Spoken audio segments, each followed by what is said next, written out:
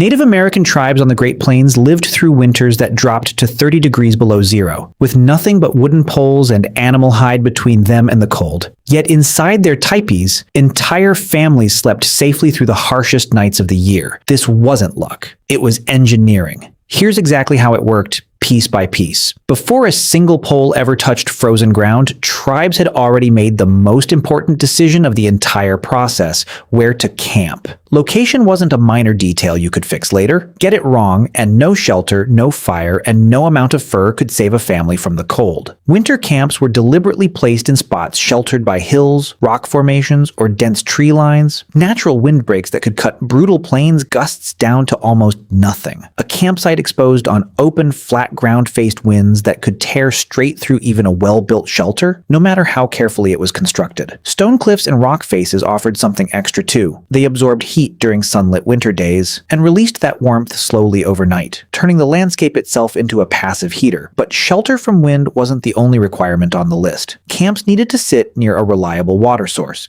since melting snow over a fire all winter long wasted precious fuel that families simply couldn't afford to lose. And they needed dependable access to firewood, because running out of fuel in the middle of a multi-day winter storm could be fatal within hours. Choosing where to camp was survival math, worked out through generations of hard experience, solved before a single teepee pole was ever raised into the ground. But even the best location couldn't protect a family from a poorly built shelter. That's where the tepee's construction came in, and it was far more deliberate than most people realize. A typical tepee used somewhere between 13 and 15 long poles, tied together near the top with rawhide rope, and spread out at the base to form a circle roughly 10 to 12 feet across. Raising that frame followed a precise sequence: 3 poles lashed together first to form the initial tripod, then the remaining poles laid one by one into the gaps, before the whole structure was pulled tight with rope wrapped 3 full times around the crossing point. In the northern and central plains, lodgepole pine was the wood of choice. Light, straight, strong, and just flexible enough to bend slightly under wind instead of snapping. Further south, where lodgepole pine didn't grow, red cedar took its place. Over this frame, tribes stretched a cover made from sewn buffalo hides, cut and joined into a single semicircular sheet, sometimes using more than a dozen hides for one tepee, each one scraped, stretched, and tanned by hand before it could ever be used. The result was a cone-shaped structure, and that shape wasn't just tradition or aesthetics. A cone sheds wind far more efficiently than any flat-walled structure could, letting gusts flow around it instead of slamming into a vertical surface. Its steep angle also let heavy snow slide off the sides instead of piling up and collapsing the shelter under its own weight. This was the skeleton of the entire survival system, but standing a tepee up in the right shape wasn't enough on its own. How it faced the wind mattered just as much as where it stood, and this is the part almost nobody talks about. This is where most people get the tepee completely wrong. It wasn't a perfectly symmetrical cone planted randomly on open ground, angled however it happened to land. The entrance almost always faced east, directly toward the rising sun and away from the prevailing westerly winds that swept across the plains for most of the winter. Facing east also meant the first light of morning warmed the entrance before anyone even stepped outside. But tribes went further than just picking a direction and calling it done. The base of the tepee was often built slightly oval rather than perfectly round, and the entire structure was tilted a few degrees backward into the wind, shifting the point where the poles crossed off from dead center. This small adjustment meant wind pressure could flow more easily up and over the tepee instead of slamming directly into a flat vertical wall of hide. It also made the smoke opening at the top longer on the windward side, so it stayed easier to close tight during a storm. Archaeologists have even found stone tepee rings scattered across the plains, circles of rocks once used to pin the base of a hide covering flat against the ground, and the pattern in them is unmistakable. The east-facing side, where the door sat, has almost no anchoring stones at all, but the northwestern side, facing directly into the prevailing wind,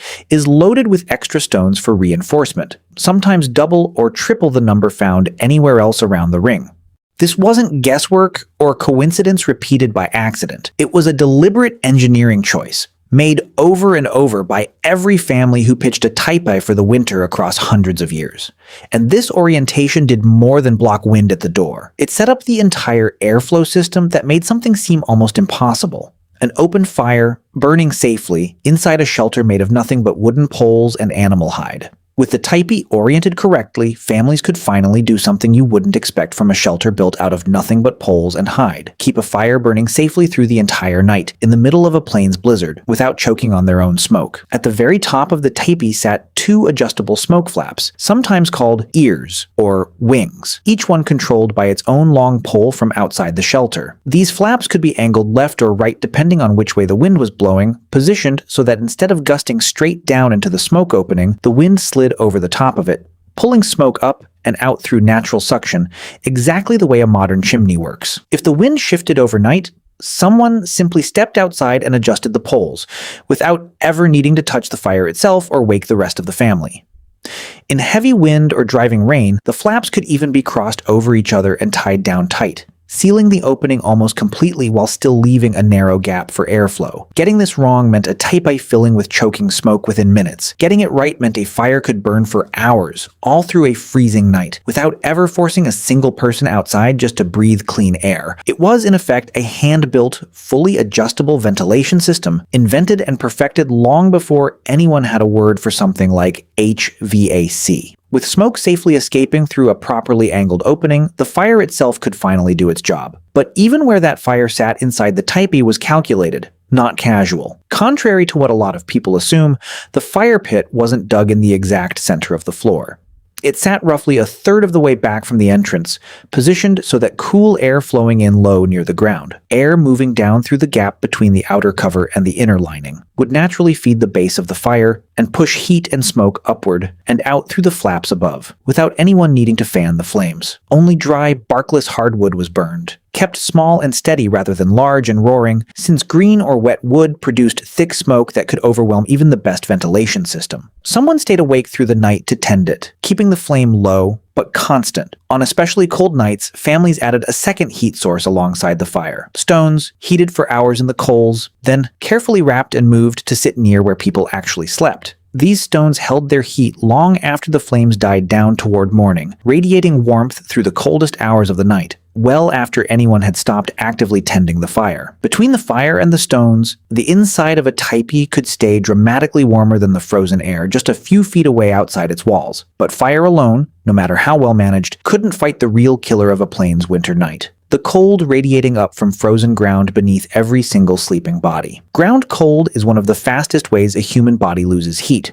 faster in many cases than cold air itself. And tribes understood this instinctively through generations of hard-won experience. The Tipi floor was layered in stages, not just thrown together. First came dry grass or hay, packed down thick enough to trap pockets of warm, still air underneath it. Over that went buffalo hides, laid fur side up, so the thick winter coat of the animal sat directly against the people sleeping on it, trapping body heat close instead of letting it escape into open air. This wasn't bedding chosen for comfort alone. It was a deliberate, engineered barrier designed to stop heat from draining straight down into frozen earth, hour after hour, all night long. Multiple family members often slept close together across these layered hides, which meant body heat was shared and concentrated between them rather than lost to empty space around each individual sleeper. Even with a fire burning steadily and stones radiating heat nearby, this ground layer was what kept people from losing warmth all night long from the one direction the fire could never reach, directly beneath their bodies. Even with a warm fire, heated stones,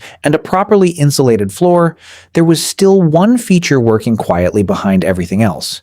Something most people don't even realize a Tepee ever had. Hung several feet up from the ground, tied to the poles on the inside of the shelter, was a second layer of hide known as a dew cloth, or liner. This inner layer never touched the outer cover directly. It hung several inches away from it, creating a sealed pocket of trapped air between the two layers, running almost the entire way around the inside circumference of the teepee. That air gap worked exactly the way a modern double-pane window works today, centuries before glass windows like that existed anywhere, trapping a layer of still, unmoving air that dramatically slowed heat loss through the walls of the shelter. It also solved a second, quieter problem. It stopped condensation from forming on the inside of the outer hide, moisture that would otherwise collect and drip down, dampening bedding and clothing throughout the night. And it fed directly into the ventilation system already at work. Cold air drawn in low along the ground, through the narrow gap at the base of the liner, was pulled upward toward the fire, warmed as it rose, and finally pushed out through the smoke flaps above. A continuous, self-sustaining loop of airflow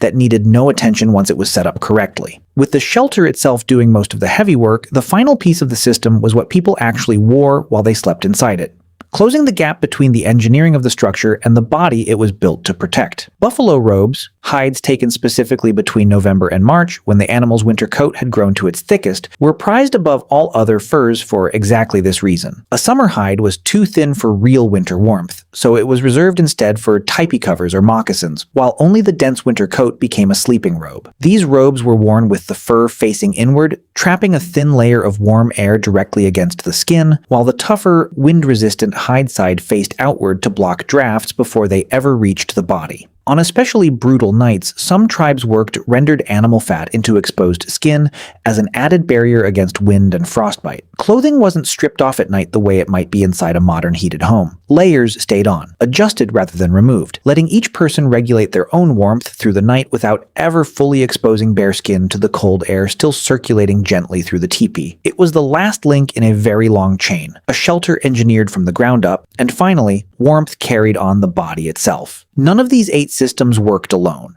and that's really the whole point.